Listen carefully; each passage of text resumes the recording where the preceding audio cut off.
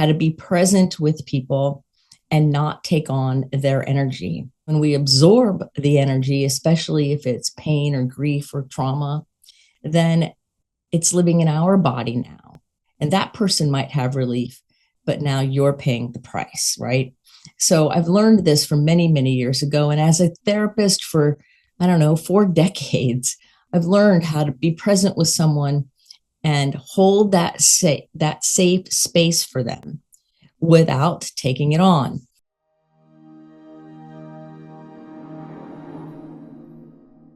Holding space, supporting others without absorbing their energy.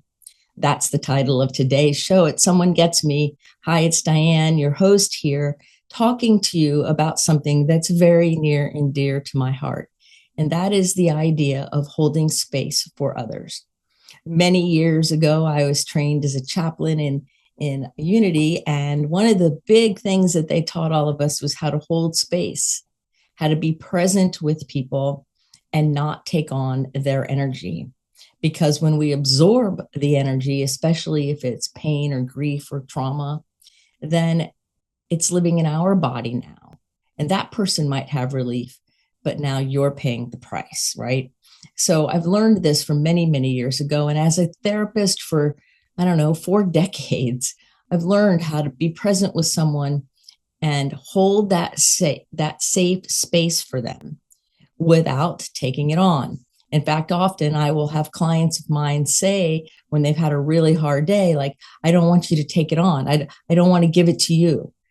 And I always say I have very good boundaries. I am able to hold space for you and be there for you without absorbing your energy.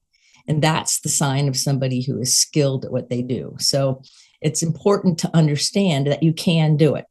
Now, I also have some friends of mine out in the world that I've known for a long time, 2 of them to be specific, and they were diagnosed at one point with a very severe kind of throat cancer.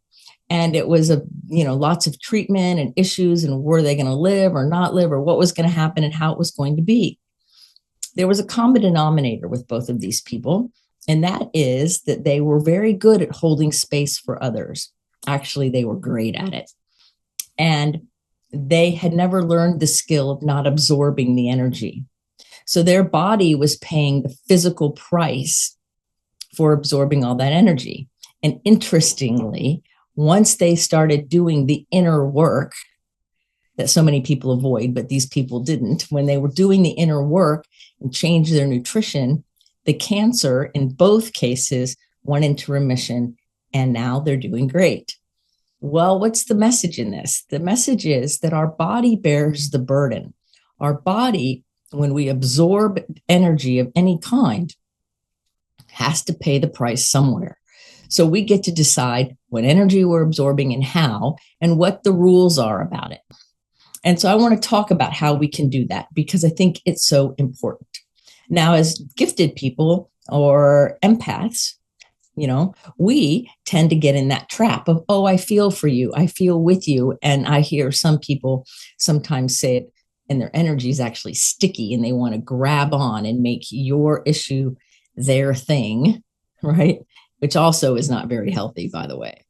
And so there's that trap that an empath can get in of identifying with and feeling with the person, but yet not being able to maintain their own space, their own identity in it. Some empaths I know, some gifted people I know, try to carry the person. Like, I'm going to hear your pain, or I'm going to listen to what's bothering you. And then on a level within them, conscious or unconscious, they decide they're going to carry that burden for you. And that is not healthy. What is healthy is being in that space, listening to what's being said, and listening to what's not being said with our ears and with our heart and with our soul, to really be present and not take it on and not absorb it. And sometimes that's a lot harder to do than other times. And sometimes when we're tired, or when we have decision fatigue after a long day of work, or if we're distracted, or we're not paying attention, or maybe The love boundaries are kind of squishy with that person, and it's hard to separate. See, some people think it's noble to take on other people's pain, but it's not noble. You're not doing anyone any favors. In fact, you're harming yourself. So it's so important to realize that we can hold space for other people and we don't have to take it on. And that's pretty amazing, right? And there's a difference. There's a big difference between being fully present, caring about that person, listening on all levels, making sure you're not distracted, and trying to take it on and carry the person or solve the problem or do the work for them. You know, when I was a beginning counselor way back 40 something years ago, it was tempting to solve the problem for the person or make the phone call, do the thing. And now I realize that, well, over the years, I now practice it, I guess is a better way to say it, is people are responsible for doing things that they're able to do. So the way I think about it is this: if you're doing something for someone that they are able to do on their own, now they're able to, but you're picking up and doing it for them. That's the most nicest way of lowering someone's self-esteem and demeaning them. It's the kindest, most loving way of telling someone that you don't really think they're competent and they're not able. Now, there are some people who will try to behaviorally get you to do it for them. And then I don't know who's responsible, the person who invited the dance or the person who picked it up. Both people are equally responsible on a level of keeping the issue, the problem going. So if somebody has the ability and we do it for them and they're able to, then we take the risk of demeaning them in a way, not knowingly often, but it's kind of like, oh, you don't even think I'm good enough to do this, or I'm not smart enough to do that. Maybe your intention wasn't that at all. Maybe your intention was service or trying to be helpful. So here's a rule. Ask anyone that you are holding space for, or you are supporting, or that you love, or that you care about. Ask them before you do anything. Ask them if it's okay. And if they say, I don't care, do whatever you want to do, you do nothing until they say yes or no. Because when we get permission to act in a certain way or give feedback in a certain way or do something, that's a whole different thing than when you jump in and try to do it. You know, I was dating this really great guy one time, and it didn't matter what I'd said. I had an issue with my phone one day, and I was just kind of going off about my phone, just venting a little bit. And next thing I know, I get an email with all of these different phone plans and issues and ways to solve his perception of the problem. The only thing that's missing here is that there was no problem. I didn't ask for his help. So the message I got on a very non-intentional way on his part was that somehow I can't do that research on my own or figure out my own solution. I never asked for the assistance. Now, fortunately, I let him know that I would appreciate it in the future if he would ask before he did that, and told him why. And he was totally respectful from then on. So a lot of times when we care about somebody or we love somebody or we're naturally a helpful, giving person, it's very easy to overstep our boundaries and start to do things for other people that they're willing and able to do on their own, or they're able to do and they need to learn that they're able to do. So ask permission before you step into somebody's world. Now, they may call you to vent or talk to you. And so sometimes I say, how do you want me to listen? Do you want me to listen as a friend? Do you want me to help you solve a problem? What is it that you're looking for from me? And if they say, I just want to vent, I need somebody to listen, then okay. That doesn't mean I'm going to give advice or my input or my ideas unless they're asked for. And that's a very important boundary. It's a very important sign of respect, is to not step on somebody else's world without their expressed permission. Our nervous system, as gifted, intensely sensitive people, tends to feel everything, even things that are not ours.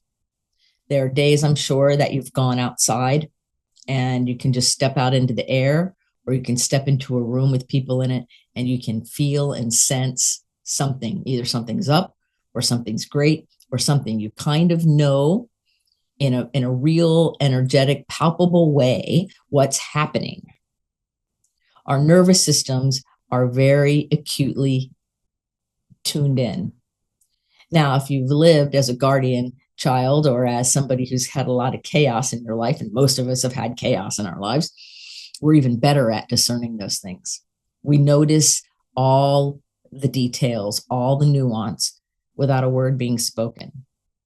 So our nervous systems are already primed and able to absorb whatever's going on around us. You know, it's probably happened to you, right? Where you were around somebody and they were feeling all ho-hum and depressed, and then pretty soon your upbeat mood was kind of flatter.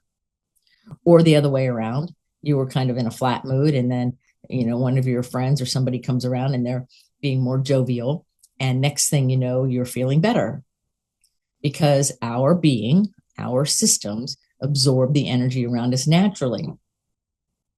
And so if we're hypervigilant in any way, or we're paying attention on those levels, then it could even escalate.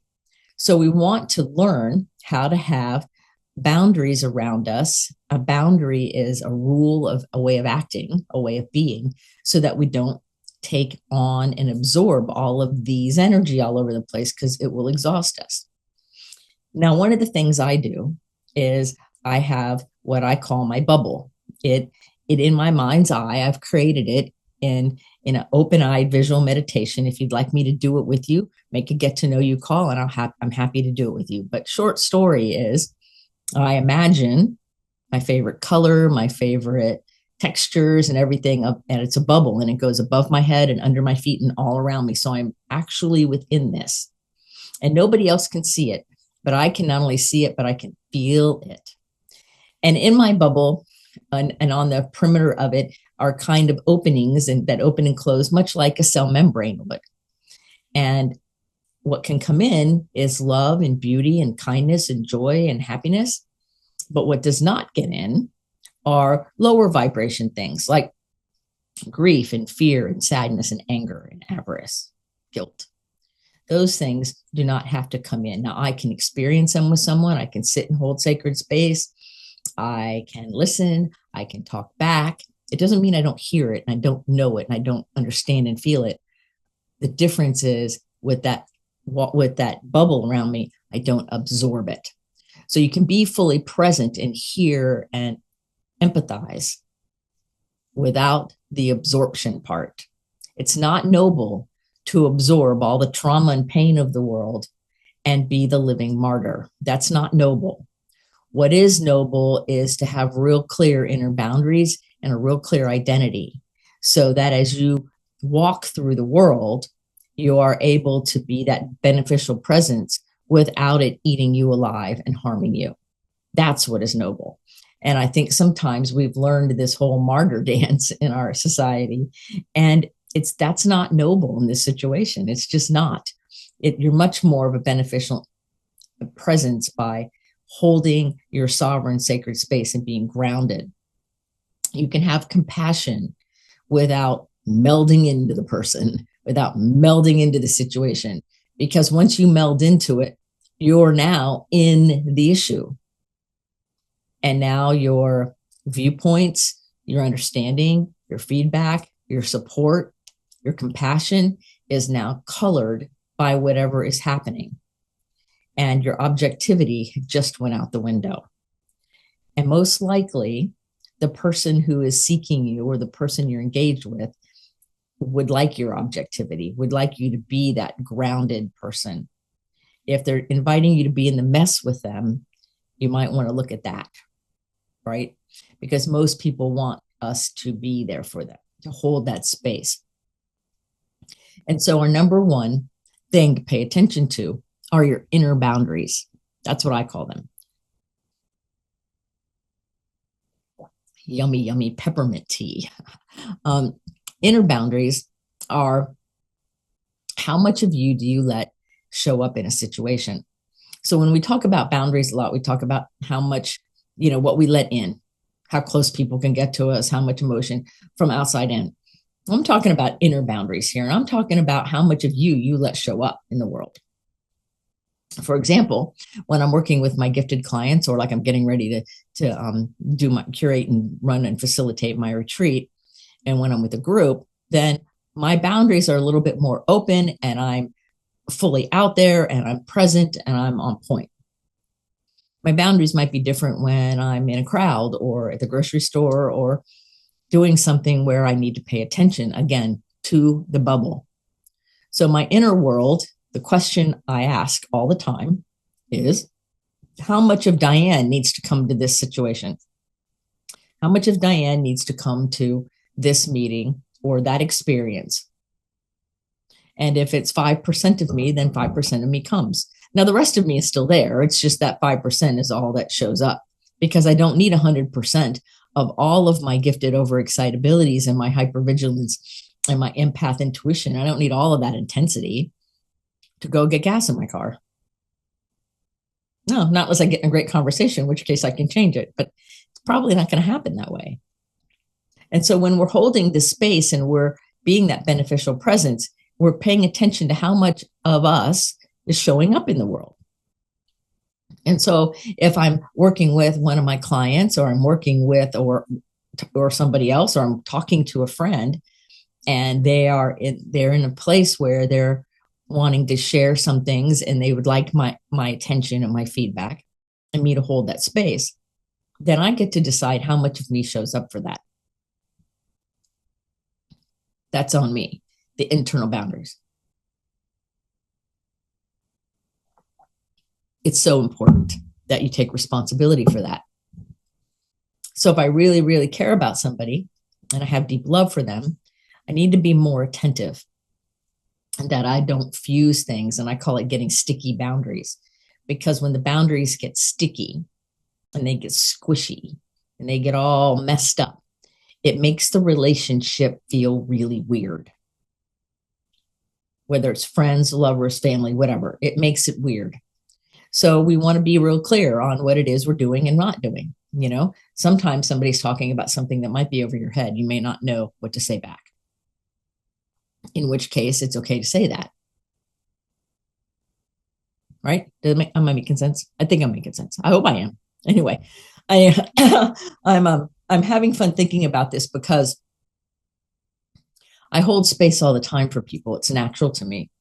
I learned it a long time ago as a therapist, and again also when I was in seminary. And it's important, I believe, for those of us who are intensely sensitive and gifted to be that stabilizing force, to allow ourselves to stand in our sovereignty, be grounded in who we are and what we're here to do on earth. And part of that is learning and listening and caring for others while maintaining our own sovereignty and our own identity, and not getting all squished in and meshed in to the point where no one can tell who starts and stops when and where. Unfortunately, we live in a society that promotes squishy boundaries. And sometimes that causes more pain than we would like. So I want to encourage you to learn how to hold space for another person, whether you're doing it professionally, personally, or both, and not take on the stuff. How you can hold space for the chaos in our world and not take it on. How to have compassion and care and not take it in and create sickness in your own body. Because your body will bear the burden. It will get contaminated, sort of, and then you end up with a dis-ease of some sort. And we don't want that. We want you to be thriving and alive and happy and joyful. And the way we do that often is by having really nice, clear inner boundaries, breathing, being present, standing in our agency, right? Understanding who we are and what our role is in the situation. Again, often I ask people, how do you want me to listen to you? Now, my clients, I kind of already know how they want me to listen to them, because they have engaged with me in a certain way. But when it's somebody who's like my friends or a coworker or something, or a colleague over here or something like that, where it could be more than one way of listening, I always ask, how do you want me to hear you? Because that is going to help me create the inner boundaries, the inner roles necessary in order to be present and hold space without taking on something that I'm not meant to take on. Because we can support people, excuse me, without living it out with them.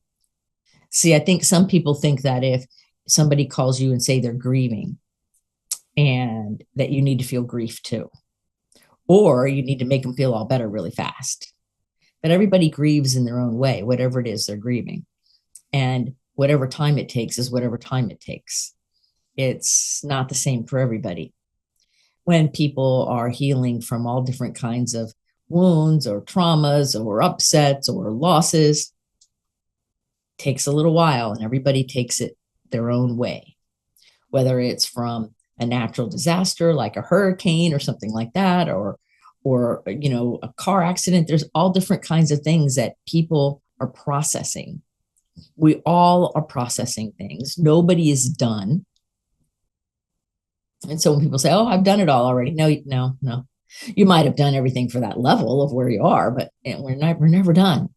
We're always learning how to hold space. We're always learning how to be present for others. We're always sharpening the saw, as Stephen Covey would say. We're always learning and growing and being better at holding that space for someone and not taking it on. I think sometimes if I'd learned it before, earlier in my career, I probably would have had a lot less mistakes and a lot less heartache. And I'm glad I learned it as young as I did. So it's kind of goes with that, right? So we want to make sure that we are holding our space for others, and we're also holding that space for ourselves. I've had people call before where I was not emotionally available. Maybe I was too tired, or had a really hard day, or I was distracted, and I couldn't be present. My inner boundary said, tell the person you can't be fully present before they start talking, because they may need more from you than you can give them right now. So I tell them, and they can either keep going, knowing I'm not 100% there, or they can choose to talk to somebody else or call me later or whatever. But it's important to be honest with ourselves about how much of us can show up to the situation. Because when you tell somebody, go ahead, say it, you don't know what's coming 100% of the time. You might know parts of it, but you never really quite know. So it's always important to ask yourself, how much of me is available? That's really, really important. So what I want you to remember is that you can hold space for someone without absorbing their energy. You can hold space with somebody with dignity and respect and love and kindness that has really nice, healthy boundaries. That is a sign of love and respect. When you don't take on for someone else what they can do for themselves, when you don't rush in and cross all those boundaries and act like you're going to be the savior, because all of us are charged with taking care of our lives the best way we can. And to be truly interdependent and holding that space and being present for others is a sign of somebody who's mature emotionally and wise, where they realize they do not have to take it all on.